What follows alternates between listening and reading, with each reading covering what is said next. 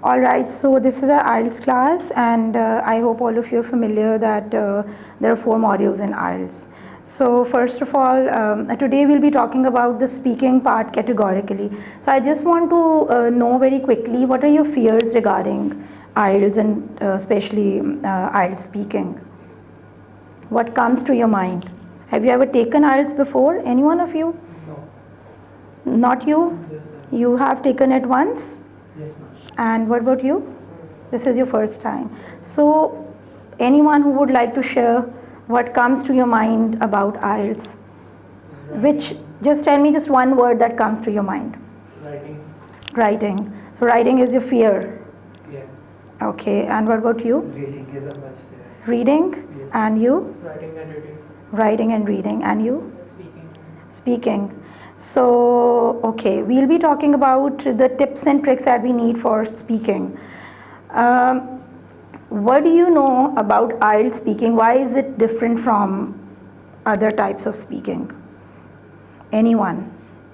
Since you have taken it, so I think it's easy, not much confusing, or just you just answer the question what she or he asked from you. I think it's just. And do you think you just have to simply answer the questions that they're asking? That's it? Is it all about that? Yes, I think more you can feel natural, then you can answer properly and. All right. So have you people ever watched any sample videos of IELTS speaking or anyone? Only one. Only one video? So do you think it's just simple ordinary speaking, or it's something different, out of the ordinary? It's not ordinary because you have to talk in perfect English, because if you do not speak perfectly, you will get lower band, and lower band will result in the total band of all the IELTS exam getting lower. Exactly. Okay, the first and foremost thing that you need to bear in your mind is that IELTS speaking is not just general speaking, it's completely mathematical, right? All the scoring that is being done, that is all mathematical. The number of the high frequency words that you use, the grammar that you use, the way you are organizing your thoughts, all that matters a lot, and that is what is scored in IELTS. So the very first thing is, for IELTS you need to know your audience. Who is your audience in IELTS speaking generally? The examiner.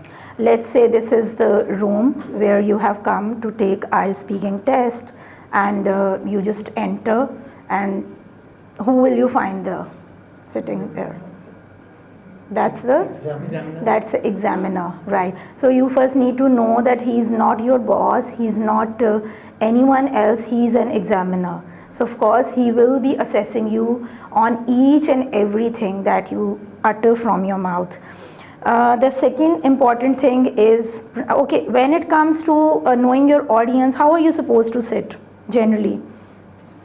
I have seen trainings of many trainers, and I have noticed that they do not really guide. Many of my students have told me that we don't know, nobody has ever told us how to sit during IELTS speaking. So is there any proper decorum? Do you think so? What is there has to be some proper decorum to sit for IELTS speaking. I think you said properly, mannerly. And what is that proper manner? Sit upright. Okay, right. So you will never sit with crossed legs. That is, some people think that, I am showing a lot of respect to the examiner and I'll sit with crossed legs. It's generally considered, not considered good manners. And for an exam, you need to sit with your legs side by side, and prefer to keep your hands on the arms, or just be relaxed. You do not really have to be sitting like a robot. Your hands and arms should be relaxed, whereas your legs should be side by side. So this is, and your back should be poised upright, and you should be very alert. Your eyes should be bright, and there should be no fear in your eyes. That I'm sitting in front of the IELTS trainer, examiner, and oh my God, what is going to happen? That fear shouldn't be there. That is your first impression on the examiner in IELTS speaking. What is your general concept about pronunciation in daily life and with reference to IELTS? I think in IELTS it should be fluent. Okay. It should not be Pronunciation of the words, I mean to ask.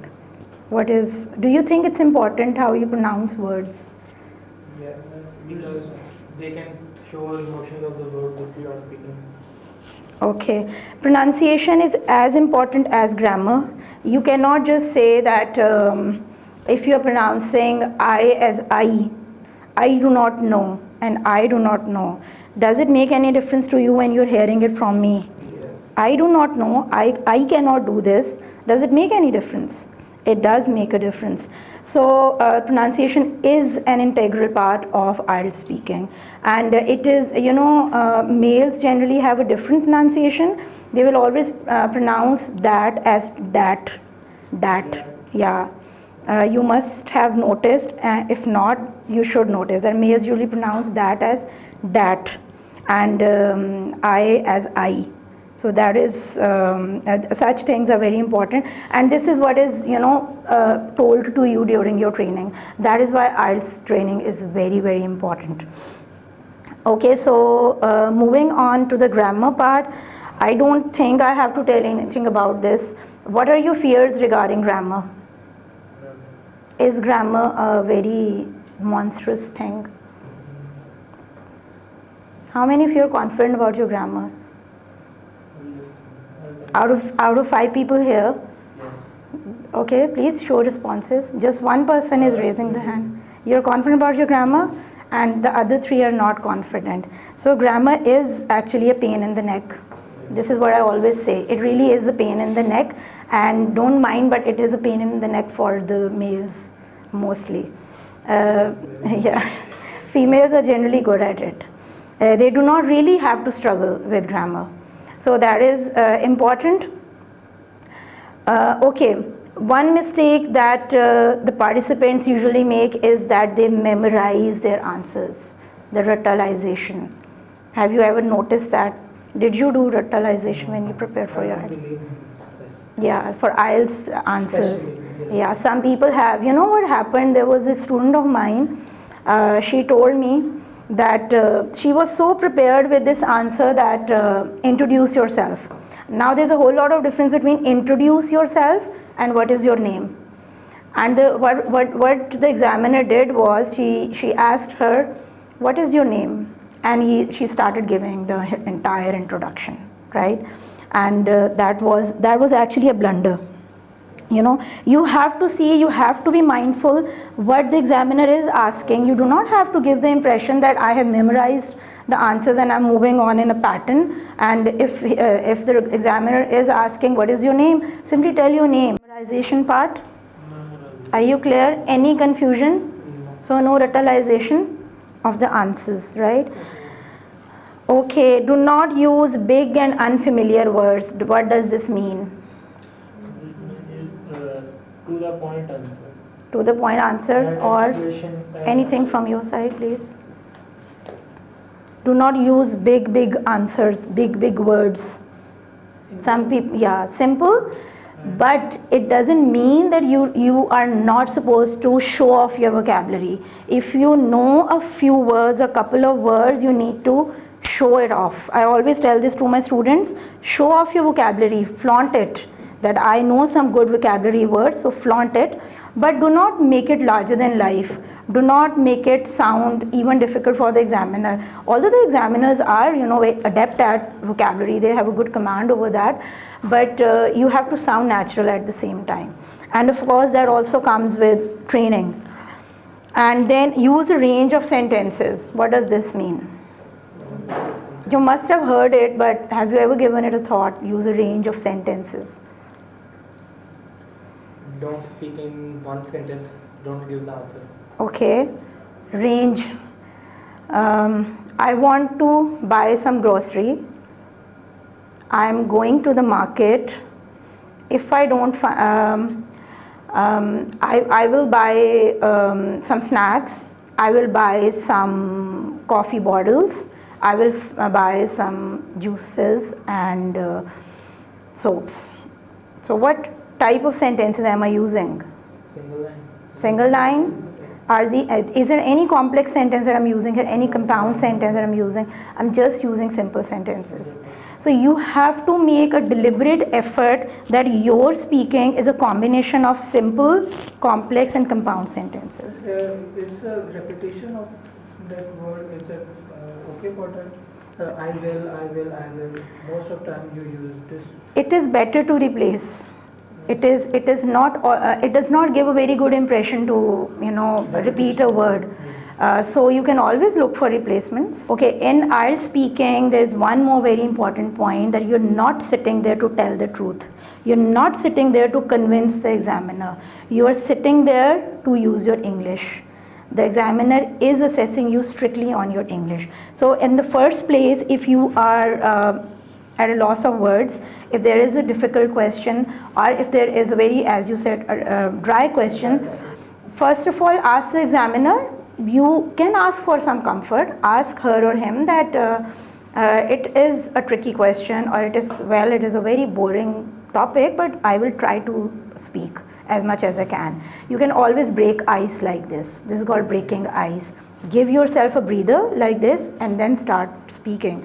और अगर आपको लग रहा है कि आपने उस चीज़ को एक्सपीरियंस ही नहीं किया कभी, you just have to use your imaginative power, the bring out the storyteller inside you and make up a story. And there was a student of mine who was asked a question, what do you know or what do you understand by global achievement? अब ये कितना मुश्किल सवाल है. Or she was at a loss of words, she couldn't understand, she had to ask the examiner thrice, I do not understand the question. Then I think the examiner had to change the question. So ऐसा भी हो जाता है कभी कभी. How she got score? I think she scored 7 or 7.5. I think so. Or Ma'am, when 8. you thinking about your difficult question, when you take too much time for answering that question, there is an impact on our scoring. It does have an impact if you are not utilizing the given time. Obviously that needs practice. Obviously आप practice करके जाओगे ना. When you are talking a lie, then you almost thinking what I say, okay, how to make that come. I have no idea, but I think and I talk. Therefore, I say they take a time. I am not getting your question. Saying that we think then we speak. What if we take more time to think rather than speaking? No, you are not supposed to take that much time. So this is what is called practice ना. तो आप practice करते जाओ and you will get the hang of it. By the way, my favorite animal pet is not dog at all. I'm just. Okay. I hope you understand it was an example. Actually. So if I ask you some words to pronounce, let's say, how do you pronounce the word COMB? COMB. Com? How? Comb. The word is comb. ठीक है. B नहीं आपने वो करना. B is silent. ठीक है. Comb. Funny लगता है कभी कभी, लेकिन ऐसे ही बोलना है. ठीक है. और same is a case with the word TOMB. TOMB को कैसे प्रोनाउंस करना है? What were you? Tomb is the right pronunciation. Very good. And then there is another word, SUITE. I wish I could use that board. SUITE. You can write it here. Okay. How do you generally pronounce this word?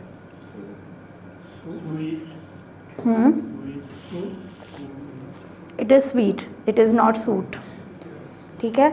And then there are some words जैसे कि जनवरी का जो month होता है उसको लोग जनवरी कहते हैं. अब हम जनवरी क्यों कहते हैं? यू को हम व क्यों साउंड करते हैं? It is January. January. ठीक है, so it is not January.